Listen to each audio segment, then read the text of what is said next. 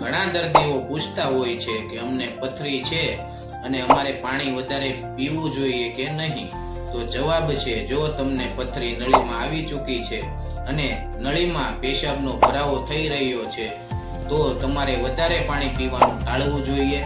વધારે પાણી પીવાથી તમારી નળીમાં પેશાબનો ભરાવો વધી શકે છે અને સાથે તમને ઉલટી ઉબકા પણ થઈ શકે છે. આના લીધે તમારી કિડનીને નુકસાન થઈ શકે છે. અને પથરી મૂળ 3 સ્થાને હોય છે. પહેલી કે જે કિડનીમાં હોય છે તેને કિડની સ્ટોન કહેવાય છે. બીજી કે જે નળીમાં હોય છે એને યુરેટ્રિક સ્ટોન કહેવાય છે. અને ત્રીજી કે જે પેશાબની કોથળીમાં હોય છે એને બ્લેડર સ્ટોન કહેવાય છે. હોમિયોપેથિક દવાથી પથરીની બીમારીને ઓપરેશન વગર તથા કોઈ પણ આડઅસર વગર મટાડવી શક્ય છે.